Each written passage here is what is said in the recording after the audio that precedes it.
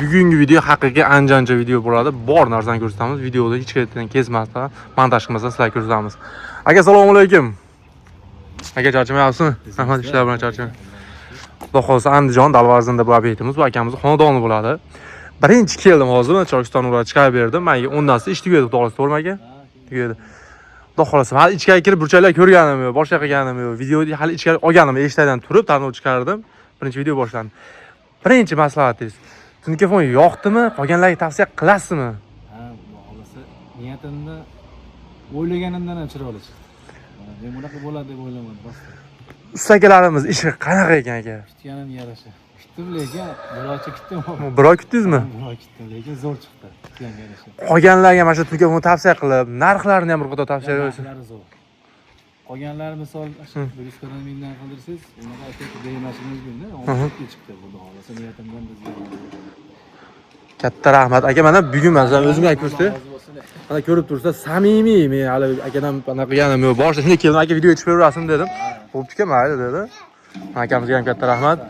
Akamizdan Alloh rozi bo'lsin. Akamizga mana desam, zo'r ishlaydik.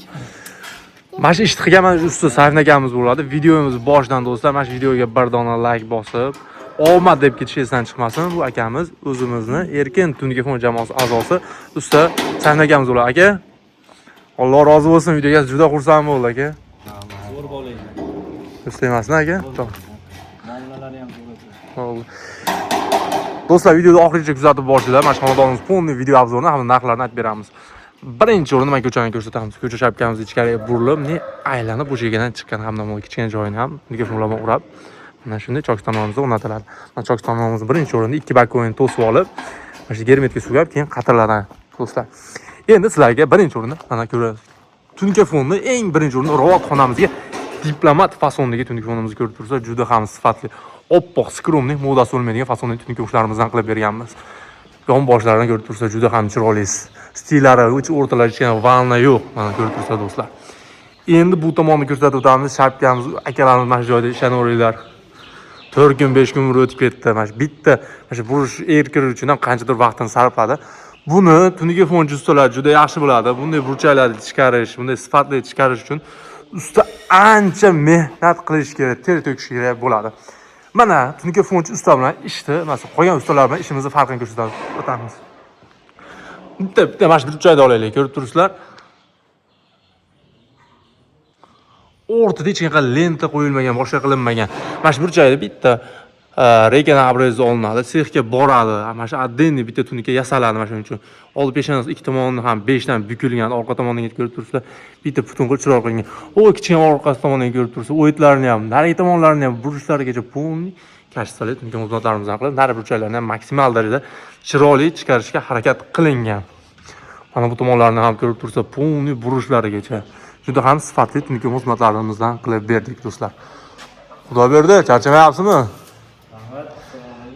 Qalay bo'ldi endi xudo xolasa?